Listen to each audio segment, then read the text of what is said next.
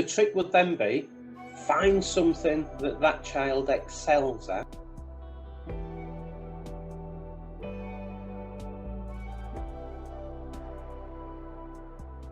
And why education sometimes throws a curveball in what should be happening. Education is an 80-20 thing. 80-20 basic thing that controls life, because we are governed by the fact that 80% of our revenue comes from 20% of our customers. 80% of our time we probably spend servicing 20% of people. And you know that because you have people who are constant emotional drain on you, and they're taking all your time up. Are they the people you should actually be working with? No, of course not. Yeah. People do that. You put your resources in that way. Companies do the same thing. They target the wrong things. But bringing it back to the concept of education, which is where I was going, is that education puts 80% of its resources into getting 20% of its attainment. So you will have kids who come into school. Now, we demonstrated this a few years ago at a school that I won't mention, whereby we had attendance issues. So they were very good, and they allowed me normalised access to their attendance database. And I took 2 cohorts through their entire school life and tracked them all the way through in terms of attendance. And then we had discussion about the results. Now, what the results said was, on the whole, until you get to a certain point in your education career, kids will attend school routinely, day by day, no issues whatsoever, 95% attendance. Now, there's this special time when there's going to be problems with some kids. And when is that? When do you think? Well, my opinion would be about 13. That certain point where you make choices. What do you think, Joe? I would have said when adolescence kicks in. What actually kicks in is option year. Option year, yeah.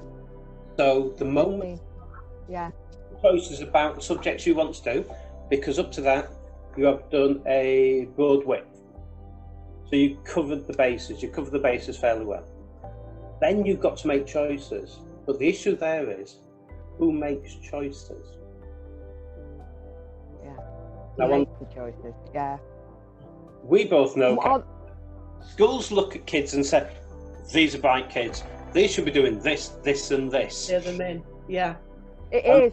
Yeah. And they're not the choices for your future neither, though, are they? Because, I mean, how do you predict what you want to be? But literally, I'm still deciding, you know, and I'm 46.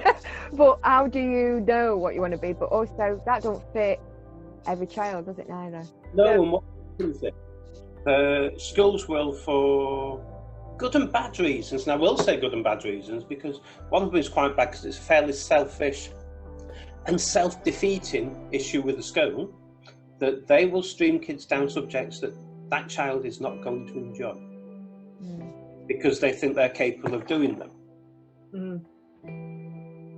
What happens next? Well, just before, I've got a question though. How do you know though, for example, we know that we've got to identify the core subjects. We want everyone to know how to do English, maths, science, whatever. How do you ensure then that you keep that broad spectrum, that you keep all those bases covered without pigeonholing them then? After this, I'm going to get a little bit more contentious. We're going to have boxing gloves on by the end of this then. But yeah, statistically, what happened was you could see the kids who weren't happy with the choices that had been made on their behalf. Right, okay, that's interesting. So suddenly what happens is attendance starts dropping. With dropping attendance comes lower attainment. Yeah. And you don't learn. And then it's like a cycle, isn't it? So you've got this self-fulfilling prophecy that says, these are the really intelligent kids who should be doing these subjects, these would be really good. You drop them into that, you drop them into the wrong places because you're working on the school's belief of what a kid needs rather than what the child themselves want.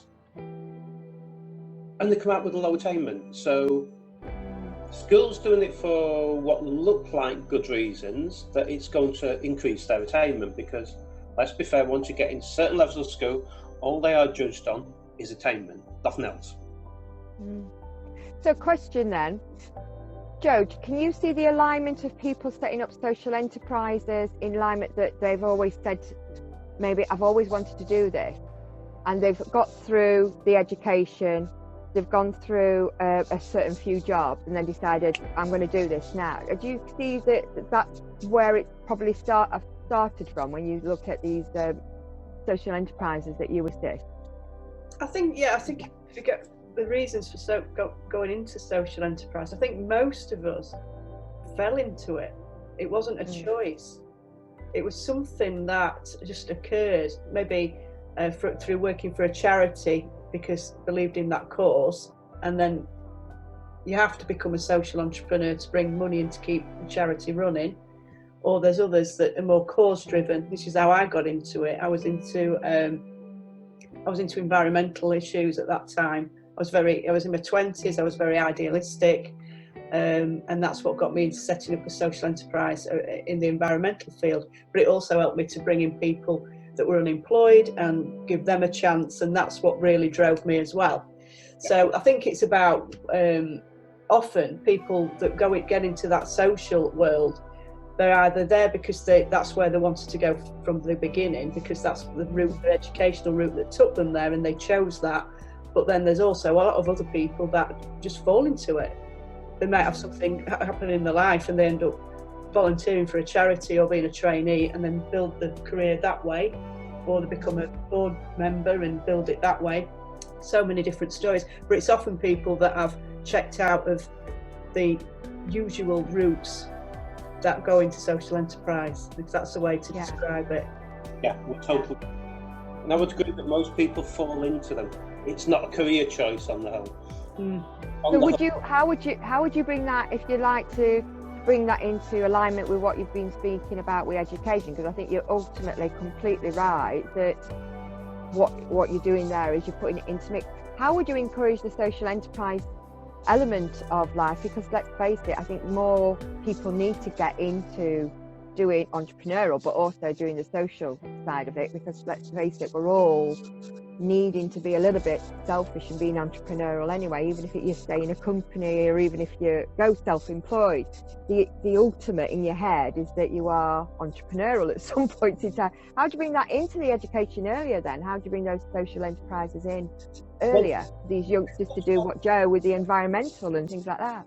Yeah, this goes back to where I was going with this, and why I'll semi-disagree with your issue of a broad-based education. Now, education is simple enough that to a point, there are two core subjects you need to be able to do.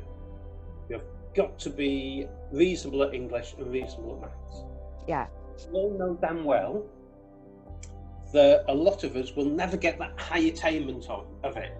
So, put your energy into attainment at least a base level. Because beyond that, it's very, very hard to get incremental movements. The trick would then be, find something that child excels at